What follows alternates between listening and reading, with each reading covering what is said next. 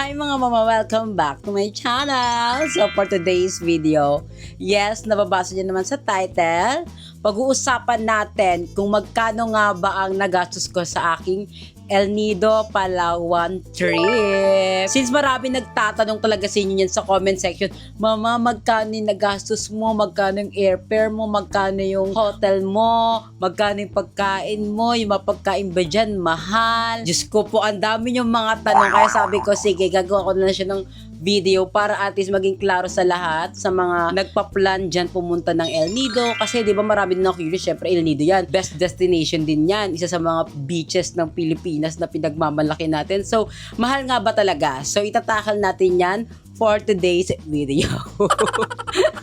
Gusto mo yun, nagawa ko siya ng isang vlog pero ayan, nakaupo lang tayo and meron akong hawak na cellphone here kasi nakalista dito lahat ng aking mga notes kung magkano yung aking hotel, yung aking plane ticket, yung aking pagkain, ano pa ba, yung mga other expenses, basta lahat yung itatakan natin. So ready na ba ang lahat mga mama? Makinig kayo! Kasi isang beses ko lang ito sasabihin sa vlog ko na to. So alam niyo naman, di ba, pumunta tayo ng El Nido, doon ako nag-birthday, doon ako nag-celebrate ng aking 27th birthday. Yes, tumatanda na si mama, 27 na ako. Doon din ako umawra. Pag pupunta ka kasi ng El Nido, Palawan, there are two ways kung paano makapunta doon. First, direct flight papuntang El Nido. Second is laland ka ng Puerto Princesa, then babiyahe ka papuntang El Nido.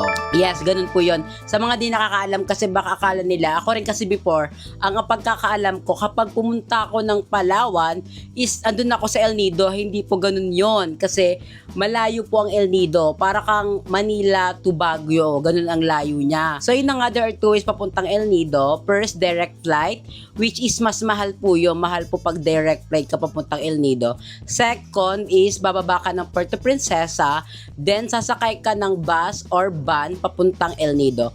It takes 6 to 7 hours papuntang El Nido. Ikaw bahala kung sasakay ka ng van or sasakay ka ng bus. For me, mas okay yung sasakay ka ng bus, mga mama, kasi mas mas okay siya kasi compare sa van. Kasi marami akong mga nakikita na nagpo-post, lalo na mga apam, na grabe, nakakapagod, nakaka-lose ng pasensya pag papunta ka ng El Nido gamit ang van. Kasi alam niyo naman, di ba, maliit mas siya mama, tapos siksikan kayo doon, tapos yung mga gamit pa, ang mga apa, matatangad sila, malalaki silang tao compare sa ating mga Pilipinas. So for me, hindi ko siya advisable na pag pupunta kayo ng El Nido is magbaban kayo. Ibang level talaga siya, lalo na kapag pupunta kayo El Nido, ang daan sa El Nido is pag ganun-ganun mga mama. So ang van, ganun-ganun din. So may hilo ka talaga compare sa bus. Na-try ko na rin naman before sumakay ng van papuntang El Nido.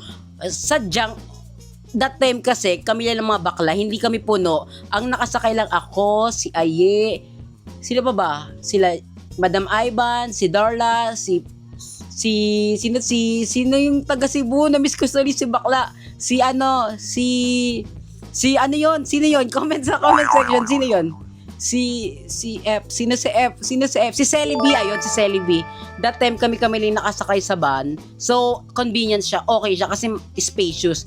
Not unlike kapag punuan, di ba? Sobrang sikip, alam niyo yan. Kaya, advice ko, kapag pupunta kayo ng El Nido, mag-bus kayo mga mama. So, may magtatanong yan kung saan ako nag-book ng bus. Nag-book ako niyan sa may Cherry Bus Palawan. Ayan yan mga mama, hindi to sponsored. Ayan yan, mas okay sa akin na dyan kayo mag-book. Dyan di kasi ako nag-book through page nila. So, click nyo lang yung link. Then, meron dyang lalabas na mga bus ranges kung anong sasakyan nyo. Kasi iba-iba yan mga mama. Ang sinakyan ko is tag 950 pesos. Maganda siya for me kasi meron siyang CR.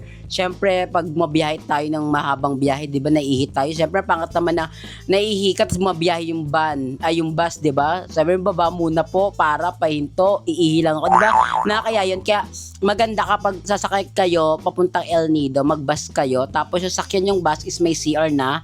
And yung pinili ko kasi is 950 pesos nga, di ba?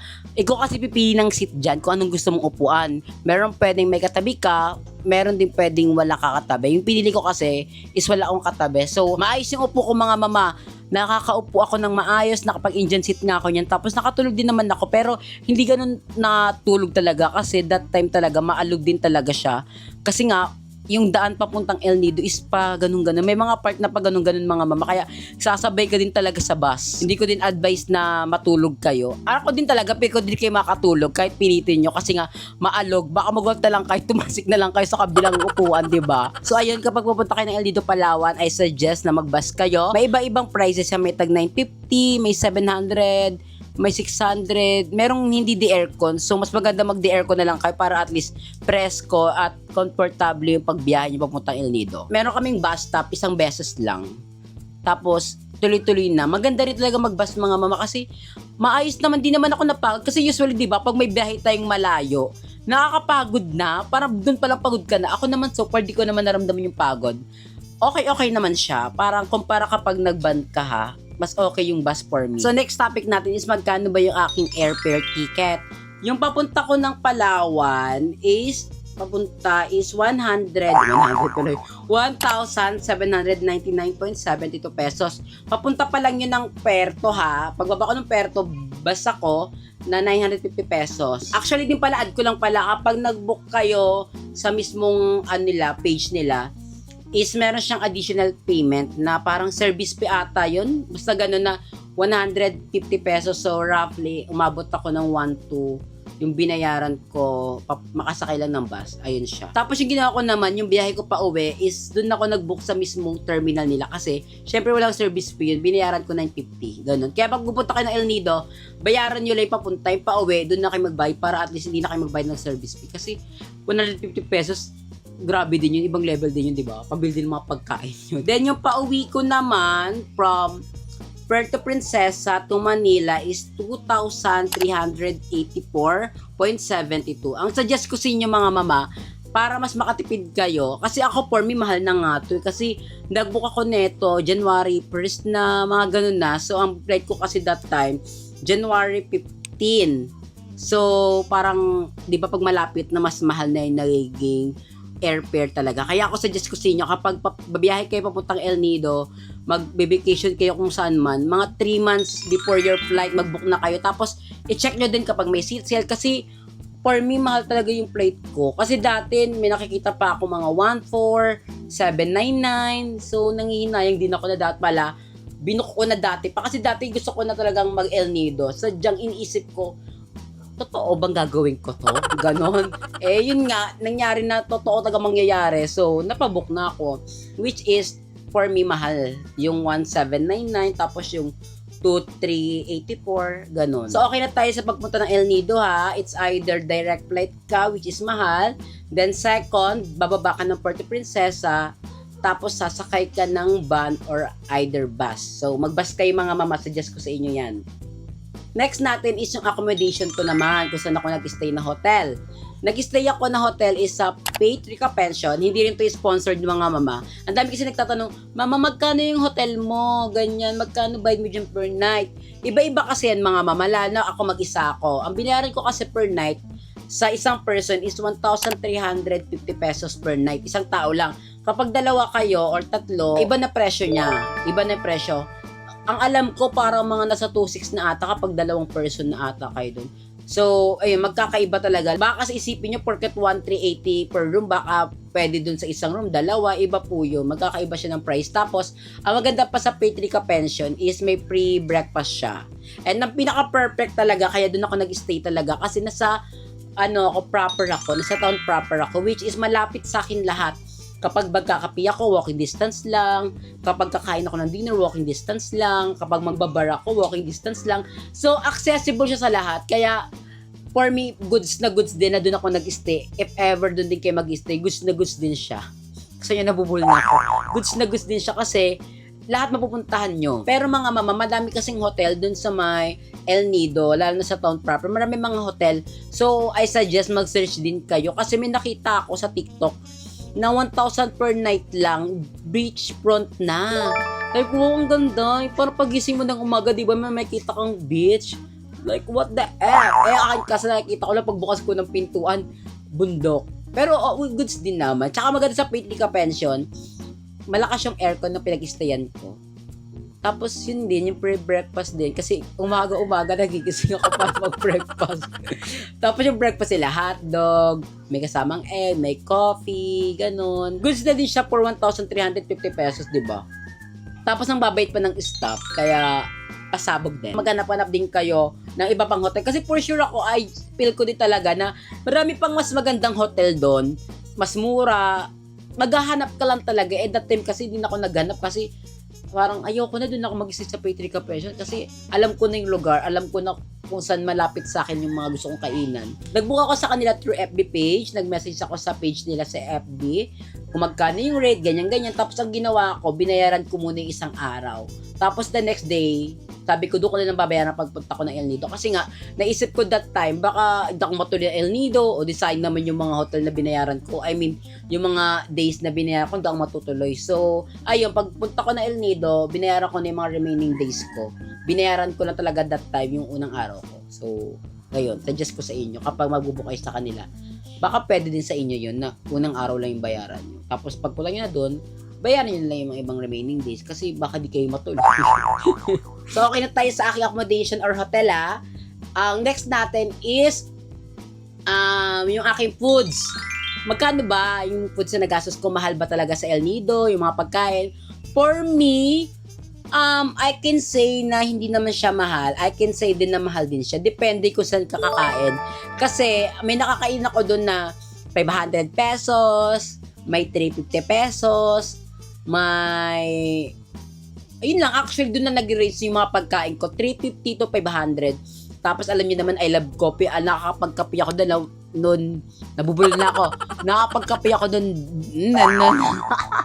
Nakakapagkape ako doon ng isa hanggang 2 beses sa isang araw. So, syempre dagdag expense din yung mga kape doon. 250, 290. Diyos ko pa, parang Starbucks. Pero wala tayong magagawa kasi syempre nasa vacation tayo. Tsaka parang for me hindi naman kasi tayo yung nila target market. Ang target market nila mga apam na syempre alam nila maraming pera yan.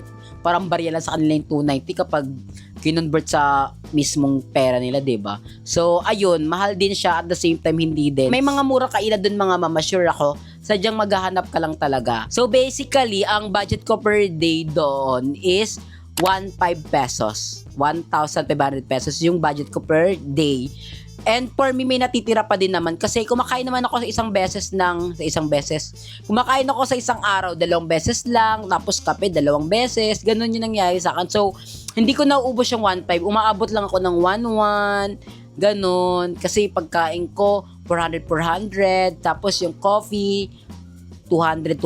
So, 1,100 or 1,200. Basta ganun, doon lang umaabot yon. Tapos kapag gabi, nagbabar ako, nakakaisang beer lang ako, which is 100 pesos. So, okay na din yung 1,500. Suggestion ko lang din ulit mga mama, kapag pupunta kayo ng vacation or kung saan man yan, is huwag kayong magtipid. Huwag kayong parang, kakain ka sa isang restaurant tapos titingnan mo yung presyo. Parang, wag naman tayo ganun. Ako for me, ayoko nang ganun. Ayoko napipil ko na ganun ako. Kasi, syempre, misa ka na nga lang magbakasyon, misa ka na lang gumala, titipirin pa yung sarili mo. Kaya, kayo mga mama, pagkagala kayo, gastusin nyo na lahat. Huwag kayong magtipid. Or, kapag alam nyo may vacation kayo, mag-ipon na kayo. Kasi, parang, nakakapagod yung magbe-vacation ka tapos every time na pupunta ka ng restaurant, titingnan mo yung murang pagkain.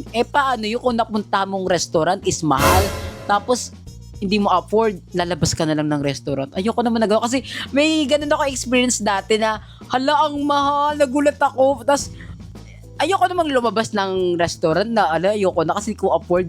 Bumili na lang ako.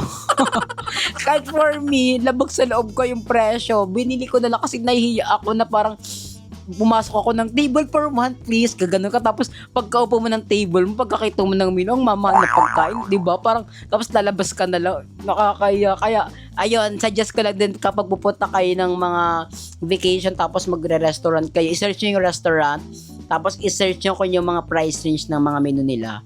Para at least kapag pumunta kayo sa restaurant, hindi kayo mabigla na, OMG, bakit ganito yung presyo, diba? So, ayun, yung budget ko per day sa aking pagkain is 1,500 pesos. Sulit na siya. Ako, for me, okay na yung 1,500 pesos na budget kapag nasa vacation kayo. Ayun, okay na yung 1,500. Mas bongga pa siguro kung mas tataas kayo doon. Eh ako naman di na ako palakain. Pero kung palakain ako, feel ko kulang sa kanyang 1.5. Kung kunyari ako si GM, kulang yung 1.5. Ako si Darla, kulang yung 1.5. Eh hindi naman ako palakain. I mean, mabilis din naman ako mabusog. So okay na yung 1.5. Next natin is ano pa bang next ko? Actually parang okay naman eh.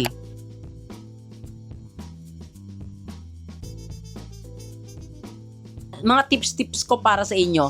Kapag pupunta kayo ng El Nido mga mama, huwag kayong iinom ng tap water kasi ang pagkakaalam ko yung tap water sa El Nido is madumi. Inadigay ako. Madumi yung tubig sa El Nido. Kaya ako every time na kumakain ako sa restaurant, ang iniinom ko is hindi galing tubig sa kanila. Umorder na lang ako ng bottled water or juice, ganun. Kasi ayun din yung pagkakaalam ko talaga, madumi yung tubig sa kanila. Kaya every time na nagtututbrush ako, hindi ako gumagamit ng tubig galing sa gripo. Syempre, nagtututbrush ka, tapos galing sa gripo, baka magka-diarrhea ka. Kaya ginagawa ko lagi is bibili ako ng bottled water na malaki. Tapos doon ako, ganito siya kalaki mga mama. Ganyan, ganito siya kalaki. Tapos, yan, dito ako gagamit pang toothbrush. Pang mumo, ganyan. Kasi, pag galing gripo, tapos nagdun ka nag-toothbrush sa galing sa gripo, baka ano pang mangyari sa inyo. Ganon. Then, next tip ko sa inyo, ayun, dun kayo magsisa town proper para at least malapit kayo sa lahat. Then, yung pala, yung mga tricycle. Kasi, may mga tricycle doon na budol. Hindi ko naman nila lahat. May mga tricycle doon na budolera sila na sisingilin kanila ng mataas. Ewan ko bakit ganun sila. Saka yung pala, yun. Kapag may pupuntahan kayong lugar, magtanong kayo sa reception area kung magkano yung pamasahe sa pupunta yung destination. Kasi ako lagi akong nagba-Vanilla Beach, lagi ako nagsa-sunset viewing. So, 150 yung pamasahe papunta doon. Ay, 150. Kasi baka magulat kayo. Hala, ganyan, singil kayo ng ganyang mahal, ganun, di ba? Nakakaloka na pag siningil ka ng mahal, di ba? Saka ito yung nalaman ko sa El Nido, iba yung presyo ng turista sa taga doon. Ayun yung nalaman ko. Kasi, may nakausap kasi akong tricycle driver doon. Nakaano ko siya, mabutihan ko siya ng loob. Nakachika-chika ko siya. So, nagtanong ako, Kuya, magkano yung pamasahe kapag papuntang Vanilla Beach? Sabi niya, 150 kapag turista, 100 kapag taga dito. Sabi ko, ganun pala yun. Tapos sabi ko, paano yung pag sinabi ko taga dito? Ako, niya, depende kung malakas loob mo. Pero hindi ko naman gagawin yun, syempre. Kana sabi ko, Kuya, taga dito, ako na lang ibabayad. Kasi for sure, yung mga tricycle driver din, yung mga tuk-tuk rider doon, alam nila kung sino yung mga taga doon at hindi. Sure ako, may idea sila na, hindi to taga dito kasi bago yung mukha. Ganun. So, wag tatanong kayo lagi sa reception area kung magkano yung pamasahe papunta, kung saan kayo pupunta, sa destination na pupuntahan nyo kasi para at least iwas budol. So, ayun, feel ko nasabi ko naman na lahat ng gusto kong sabihin. Hindi ko alam kung nasabi ko ba lahat or hindi. Nalagay ko naman sa notes yung mga gusto kong sabihin. Or baka feel ko pag-upload ko nito, doon ko ma-realize na, may di pa ako nasasabi. So, kapag may mga tanong kayo mga mama, i-comment nyo yan sa comment section. Sasagutin ko yan. Basta yung topic is about El Nido, hindi about issue na kung sino-sino. Feel ko may gusto pa akong sabihin na hindi ko pa nasasabi. Let me think. Ayun pala, pag magbubook kayo ng airfare mga mama, is i-check nyo siya lagi, i-check nyo kasi wag kayo agad mag-book, mura, okay na, check nyo kasi may mga times ako napapansin ko kasi kapag pag panay-check ako ng flight, bigla siya bumababa, so parang nararamdaman din ni Cebu Pacific na pala bukas, sige babaan ko lang natin, mga ganun. Tapos mag-book kayo tuwing madaling araw kasi ayun feel ko, hindi naman sa feel ko tama feel ko kasi pag madaling araw mas mura yung mga pamasahe. Ayun, kaya pag magbabiyahe talaga ako papuntang kung saan man, nasasakay ng aeroplano, tuwing madaling araw ako nagbubook. Tsaka ito pa pala, yun, hindi ako makalimutan. Kasi kapag pupunta ka ng El Nido, di ba magbabas ka, meron kasi silang mga time na oras kung kailan yung alis papuntang El Nido. So make sure nyo mga mama, kapag baba nyo ng Palawan, mag-time allowance kayo ha. Kasi ako yung flight ko papuntang El Nido, yung bus, yung alis niya is 11 a.m. Baba ko ng El Nido, baba ko ng Palawan is 9:30. So, meron pang allowance. So, wag kayong magbubook na ang alis ng bus 11 a.m. tapos baba nyo ng Palawan is 10:30. So meron kayong 30 minutes limit, tawag nun, time limit, ganun, time chururut. Wag ganun kasi magagalgal kayo. Ang next biyahe pa naman papuntang El Nido is 11 p.m. na. 'Di ba? Sayang naman yung pamasahe nyo kapag hindi nyo nasakyan yung bus, 'di ba, papuntang El Nido. Kaya ayun, kapag pupunta kayo ng El Nido, tapos sasakay kayo ng bus, mag-alat kayo ng time para hindi kayo magalgal. Kasi ako last time nagalgal ako kasi ang tanga-tanga ko, chinek-in ko kasi yung aking maleta. So, dahil chinek-in ko siya, inantay ko, ang tagal-tagal, nagagalgal na ako na, oh my God, wala pa yung maleta ko. Anong oras na? 9:30 yung pagbaba ko ng Palawan. Tapos, parang mga 10:20 na ako nakalabas ng airport. Kasi nga, kakaantay ko ng aking maleta na bad trip talaga ako, na tanga-tanga ko, sinisisi ko yung sarili ko. Kasi, bakit ko pala chinek-in yung aking maleta, knowing na ang alam ko talaga, matagal lumabas yung mga maleta. Pero buti naman talaga nakahabol ako. Yun lang mga mama. Thank you so much for watching. I hope na nasabi ko lahat. I'll see you na lang sa ating next vlog. Bye! Pagod ako magkwento.